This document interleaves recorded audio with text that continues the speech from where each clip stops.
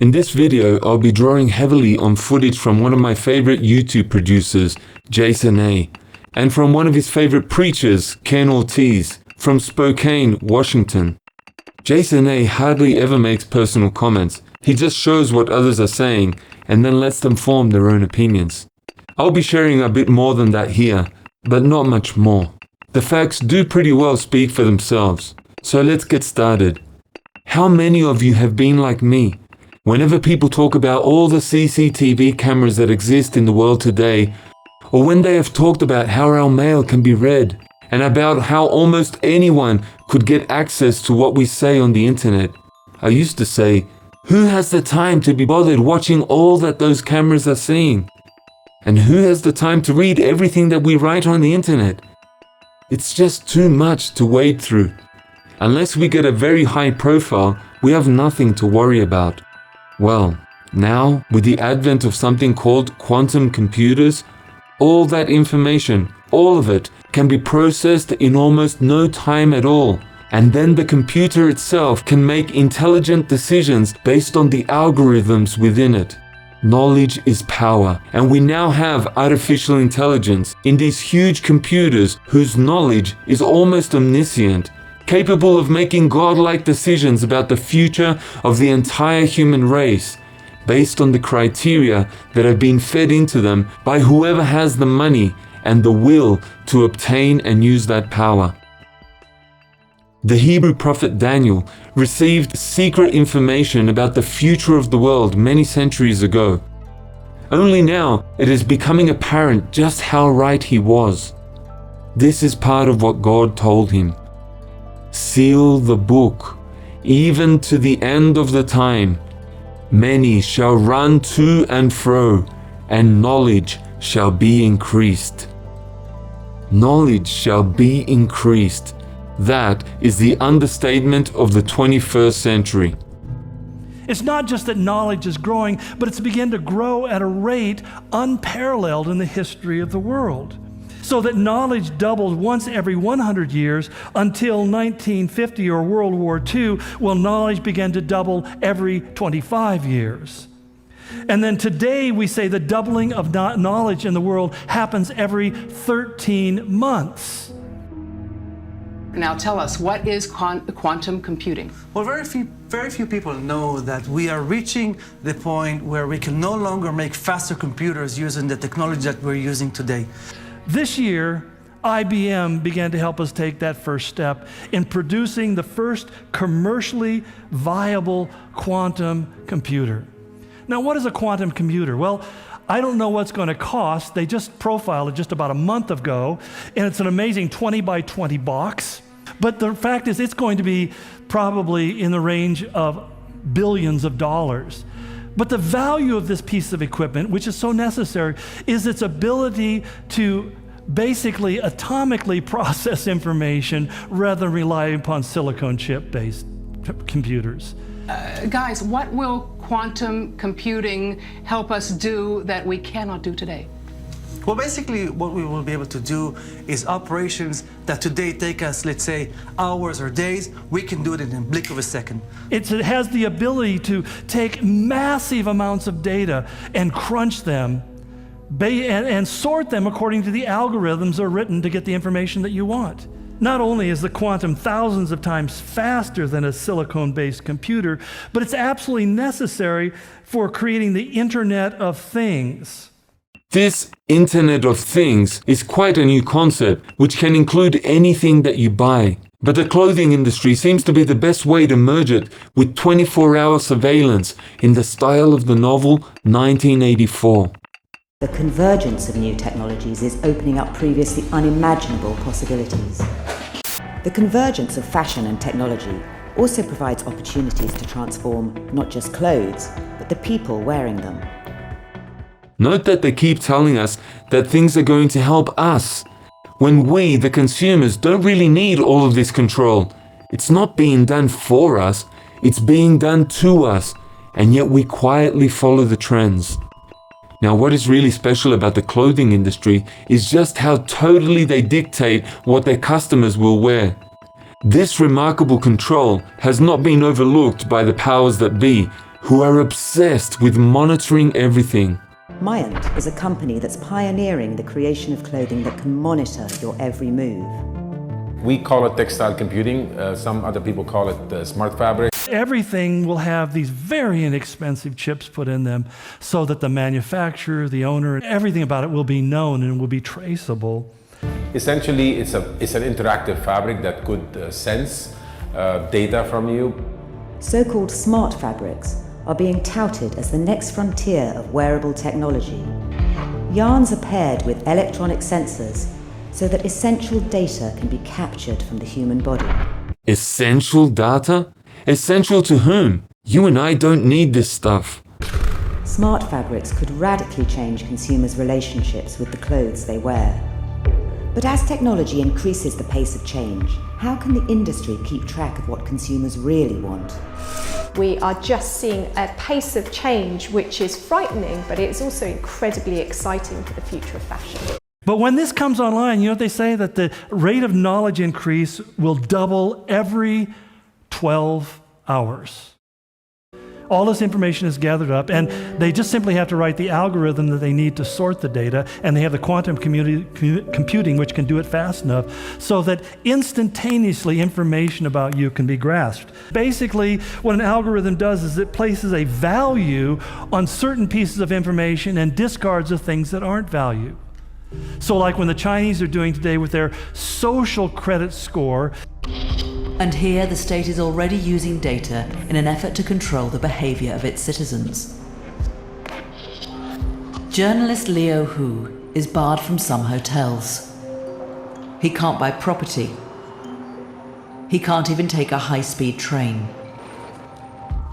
The government here is building a social credit system using individuals' data. The Chinese government wants this social credit system to monitor the trustworthiness of its 1.4 billion citizens and to monitor their compliance with social norms and rules. This could eventually include close surveillance of their activities both online and in the wider world. In Western democracies, checks and balances could prevent the kind of exploitation some in China are already facing. But will they? I think it's interesting that the Chinese people care more about safety than freedom. And essentially throughout history, people have over and over again given up their freedom in order to feel more safe. It's part of the secret of the Nazis in Europe. This is the kind of thing that guys like Stalin and Hitler would have, sold everyone's firstborn child to have. So what we're really seeing is the normalization of a cashless society and the normalization of the extinction of privacy. So people sit back, how in the world can the Antichrist control the world economy? There are 7.5 billion people who are now living on the planet Earth. By the way, 21% of those live in China. India requires 1.3 billion people to have biometric cards in order to engage in the system. On the other end, you've got China with 1.2 billion people. We're getting close to half the world's population is already part of this kind of surveillance system, and it's reaching all over. Venezuela now is working with ZTE, one of these Chinese companies developing this technology, because Maduro in Venezuela would like to have that kind of control over his population. The Deadbeat Map is an add-on to the Chinese social media platform WeChat. It allows users to pinpoint the location of those who have failed to pay their debts within a 500-meter radius. This naming and shaming app essentially is China's latest tool to monitor the behavior of its citizens and to pretty much distinguish between those who are trustworthy and those who are disobedient. It's pretty terrifying. This is part of China's social credit system, which is reportedly going to be mandatory by 2020. Is that likely to work? Do people not care that much about their privacy? Well, listen, if people here are willing to hand over much of our privacy in exchange for commercial and material efficiency, right. What's to say that 1.4 billion people in China wouldn't give over their privacy for governing efficiency? So when we talk about how China is trying to become an AI superpower in the 21st century, that's about controlling an industry that has global implications. We don't have the same level of despotism in our country that exists in other countries, but it's just a matter of time. According to the Future Business of Australia 2040 report, They said most workers are predicted to have embedded personal technology within 18 years. The vast majority of our employees absolutely love the conveniences that having this chip in their hand really brings. I can log into my computer with this, which I do every day. I can log into my phone with it. I can pay for items if I forgot my credit card or my phone. The final replacement is going to happen when we fully go away from hard currency to digital currency. Only 8% of currency actually exists in a physical form. 92 to 93% of all currency is digital already. This requires digital devices. And currently, today, there are 10 billion with a B, 10 billion digital devices on planet Earth. By 2020, next year, there will be between 50 and 60 billion digital devices on the planet. At this point, Ortiz starts talking very plainly about Bible prophecy. He refers to the Antichrist himself, but also to his mark implanted in the right hand or the forehead of virtually everyone on earth, without which we will not be able to buy or sell. And this is where it all comes together. There's never been another point in human history that we can look at where the literal fulfillment of these things could actually take place. You see, throughout history, people have been trying to look at these words and understand these symbols and these actions and these personalities, and they tend to, as we often do, identify it with what's going on in our personal generation. I mean, in World War II, the vast majority of evangelical Christians who believed in the literal fulfillment of biblical prophecy were absolutely convinced that it was Adolf Hitler, and for good reason.